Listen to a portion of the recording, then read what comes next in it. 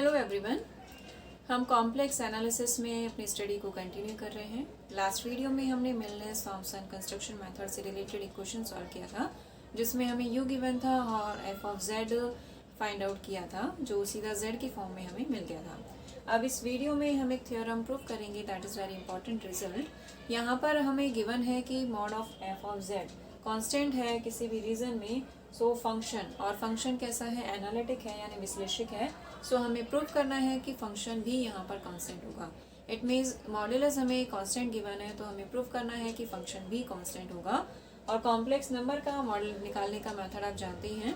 अगर हमें कोई कॉम्प्लेक्स नंबर गिवन है इस तरह से z equals to X plus iota Y, so इसका मॉड हम कैसे निकालते हैं, that is under root X square plus Y square. तो एक तरह से हमें ये कांस्टेंट गिवन है और हमें z को भी कांस्टेंट प्रूव करना है। उसके लिए हम कोई भी कांस्टेंट फंक्शन है तो उसका जो डेरिवेटिव आएंगे डेफिनेटली वो जीरो मिलेंगे। तो यहाँ पर भी हमें डेरिवेटिव्स को जीरो प्रूव करना है। इट मीन्स जो डेरिवेटिव है del you upon del x, del you upon del Y, del V upon del x and del V upon del Y, इन सबको अगर हम जीरो प्रूफ कर दें तो हम कह पाएंगे कि u और v एक्स और वाई के रिस्पेक्ट में कांस्टेंट हैं।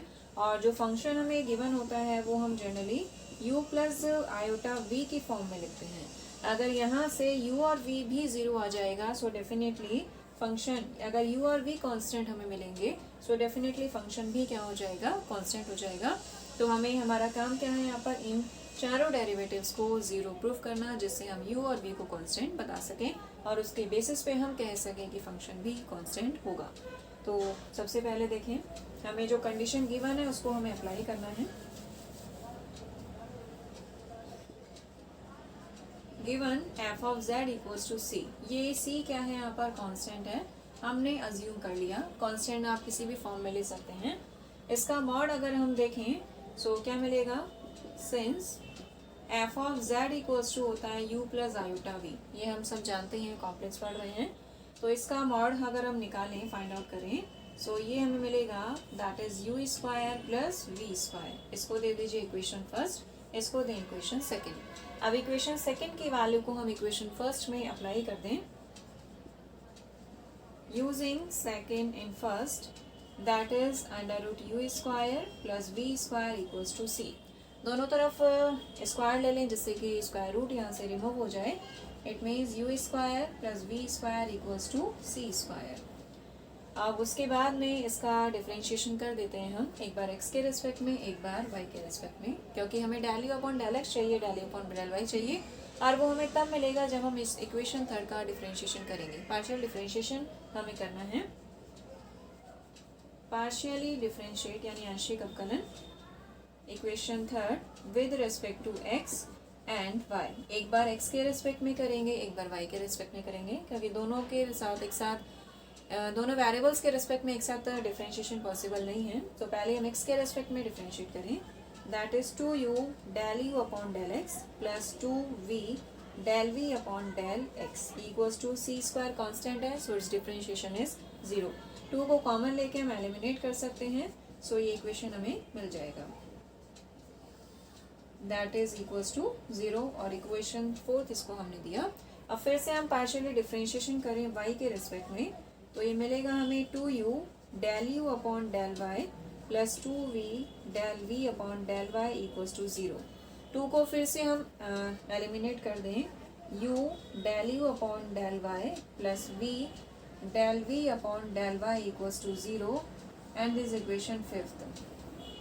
अब इन सभी टर्म्स को हम v की u की फॉर्म में चेंज करेंगे, चाहे आप u की फॉर्म में चेंज कर लीजिए चाहे v की फॉर्म में चेंज कर लीजिए, यानी किसी एक ही फंक्शन की फॉर्म में हम चेंज करेंगे। तो हम इसमें v को चेंज कर देते हैं u के फॉर्म में, और उसके लिए हमें कॉची-रीमान इक्वेशंस काम में लेनी है। सिंस कॉची-रीमान इक्वेशंस क्या होती हैं, that is del u upon del x del v upon del y and del u upon del y equals to minus del v upon del x and this equation 6। So del v upon del x को हम replace कर देंगे minus del u upon del y से, और del v upon del y को replace करेंगे del u upon del x से। Equation 6 को हमें 4 और 5 में यूज में लेना है।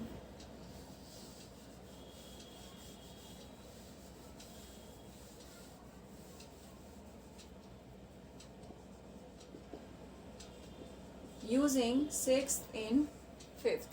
तो क्या मिलेगा यहाँ से हमें, u del u upon del x, v as it is रहेगा, del v upon del x की वैल्यू हमें नेगेटिव लेनी है, सो ये नेगेटिव हो जाएगा, minus v del u upon del y equals to 0। उसके बाद में इसको हम इक्वेशन नंबर दे रहे हैं 7। इक्वेशन 5th से देखें, u del u upon del y and plus v as it is, del v upon del y, इसको हम लिखेंगे del u upon del x, this equation 8। अब उसके बाद इन दोनों इक्वेशन से हमें किसी एक डेरिवेटिव को एलिमिनेट करना है, चाहे हम del u upon del y को करें या del u upon del x को करें, that is your choice. So हम del u upon del y को एलिमिनेट कर देते हैं। एलिमिनेशन के लिए किसी एक इक्वेशन से उसकी वैल्यू लेकर के दूसरी इक्वेशन में सब्सटीट्यूट करना है, या दोनों इक्वेशंस को किसी पर्टिकुलर क्वांटिटी से मल्टीप्लाई करके एडिशन या सब्ट्रैक्शन करके भी आप कर सकते हैं। एलिमिनेशन जिस भी मेथड से आप करना चाहें, that is your choice, but calculation ध्यान रखें, प्लस माइनस का मिस्टेक भी नहीं होना चाहिए, अदरवाइज रिजल्ट ठीक नहीं आएगा। सो हम यहाँ से वैल्यू फाइंड आउट कर रहे हैं from equation 7। Del u upon del y को हम लिखेंगे u upon v del u upon del x। अब इस del u upon del y की वैल्यू को पुट कर दें इक्वेशन 8 में, put the value of del u upon del y in equation 8, that is u, del u upon del y की value है u upon v del u upon del x and v del u upon del x equals to 0। हमारा purpose है यहाँ पर del u upon del x को calculate करना, तो उसको हम कॉमन ले लेते हैं। कॉमन लेने के बाद यहाँ से u इंटू u स्क्वायर हो जाएगा और यहाँ बचेगा डिनोमिनेटर में v, और इसी तरह से यहाँ हमें मिलेगा v that is del u upon del x equals to 0। अब यहाँ पर ये जो क्वांटिटी है ये डेफिनेटली, इसको अगर हम एलसीएम लेके सॉल्व करें, so u square plus v square upon v and del u upon del x equals to 0। हम ऑलरेडी देख चुके हैं कि u square plus v square 0 नहीं है, क्योंकि किसके इक्वल है ये c स्क्वायर के इक्वल है, ये हम ऑलरेडी देख चुके हैं। u square plus v square equals to c square, so it is not equals to 0। अब हम ऑब्जर्व कर सकते हैं कि दो क्वांटिटीज़ का प्रोडक्ट 0 आ रहा है, तो डेफिनेटली एक क्वांटिटी उसमें से 0 आ रही है, ये तो 0 नहीं है, तो क्या रिजल्ट मिलेगा हमें, del u upon del x equals to 0। ठीक है, तो इसी तरह से बाकी जो 3 डेरिवेटिव हैं वो भी हम बता सकते हैं कि वो भी 0 के इक्वल होंगे।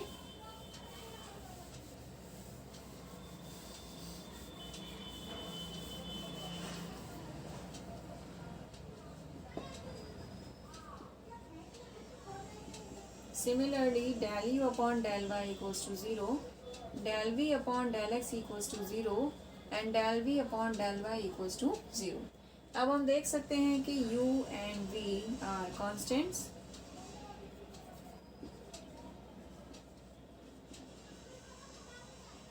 सो इनका सम भी क्या होगा, कांस्टेंट मिलेगा,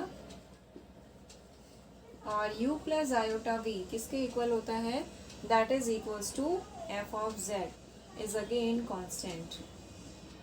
यही रिजल्ट हमें प्रूफ करना था कि हमें मॉड ऑफ z यानी f ऑफ z का मापांक कांस्टेंट दिया हुआ है, तो फंक्शन भी क्या होना चाहिए, कांस्टेंट। एक कंडीशन और है कि एनालिटिक होना चाहिए, अगर ये कंडीशन गिवन नहीं है तो हम इसके बारे में श्योर नहीं हो सकते। तो इस वीडियो में इतना ही। इसी तरह से एक क्वेश्चन और है, वो हम नेक्स्ट वीडियो में डिस्कस करेंगे। Thank you so much.